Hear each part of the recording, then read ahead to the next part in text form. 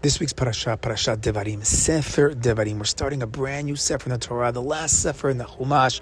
And as we mentioned in previous years, there's some things slightly different about the way this Sefer works. Actually, I want to go back to last year's Dvar Torah because I felt like I sent a long Dvar Torah out, but I want to focus on what I think is probably the most powerful chidush that comes out of it. So we said last year that based on the Maharal Prague, based on the Gaon Vilna, based on the Ben Ish Chai, the first four Sefarim was like a Kadosh Baruch Hu speaking directly to Moshe Rabbeinu. It was like Hashem was speaking Shechina migrono, mitoch grono. That Hashem, like the every word that's coming out was like direct prophecy through Moshe. That's the first four books.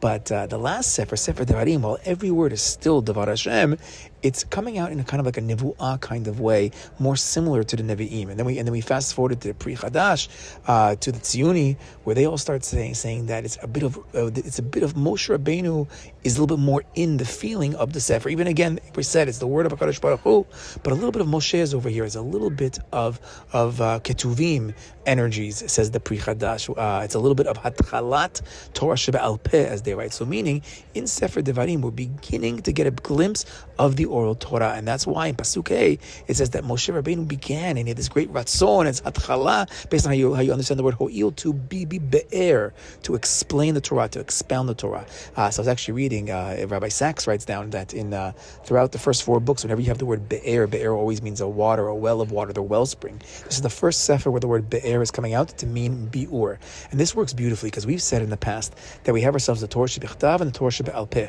The Torah shebichtav is more symbolic of the luchot, of the stone, while the Torah shebe'al peh is more symbolic of the water.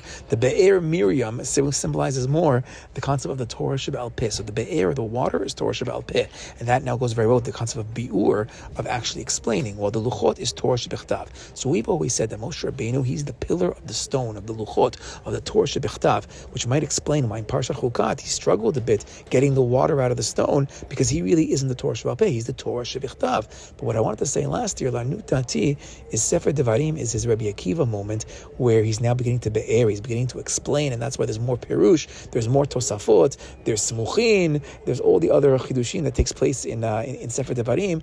Moshe Rabbeinu is now more in this angle of Torah shebe'al peh, which is already his elevated level for Moshe Rabbeinu, and that's why he's having his Rebbe Akiva moment. He's having his crowning of the letters moment, and he's going finally from the stone to the water. But then, if we look at Rebbe Akiva is the exact opposite. At the start of his life, he saw a stone, and he saw water breaking through the stone. He saw the koach of the Torah shebe'al peh, the koach of the bi'ur. That was Rebbe Akiva's whole life. But then, at the end of his life, when he elevated himself up to the pardes, so then at that point, he now becomes the level of stone. As he tells everybody, when you get up to the Eben Shaish Tahor, don't say Mayim, because it's only stone, because now it's Torah shebichtav. So Moshe Rabbeinu goes from Torah shebichtav to Torah shebe'al peh, or Rebbe Akiva goes from Torah shebe'al peh to Torah shebichtav. Each one is the symbol of the other, but by the end of their life, they're unifying in both, because they have to have the Torah shebichtav and Torah shebe'al peh. They're connected to each other, as the language of the Maharal. But that's Rebbe Akiva at the end of his life, reaching his great level. But that's ultimately the goal. The goal is to have this unity. They say from the Gaon Vilna at the end of his life. Actually, I heard not at the end of his life. I heard at the age of 40, which makes very good sense, because now it's the 40th year by us. 40 is Binah. When you reach that level of Binah, when you reach that, he would just read the Torah shebichtav, and he would doresh the Yud Gimel Midot. He would doresh the oral Torah just by reading the Pesukim. That's the real unity of the Torah shebichtav and Torah shebe'al peh. That's the real concept of crowning the letters on the Torah, and that's what Sefer Devarim is beginning to hint us. And then if we could add one more idea, so the parsha starts off Ele Devarim. So if our idea is correct, that Moshe Rabbeinu now is finally getting to the level of the Torah shebe'al peh, or the beginnings of the Torah shebe'al peh. He's getting to the levels of the Rebbe Akivas. So we know that the whole reason why we have a Torah shebe'al peh, the whole reason why we have a second luchot, which is now we have to work hard and really put all of our kochot, as we spoke about many times in the past, that all comes from the sin of the Egel HaZahav. The Egel HaZahav took us back to that level where Adam Kiamut Be'ohel, back to the level of Adam after he sinned from eating from the tree. And now we got to work hard to learn. Now we got to do the bi'ur, the Torah, the Torah shebe'al peh. So our parsha starts off the very first word, Ele HaDevarim. What is Ele?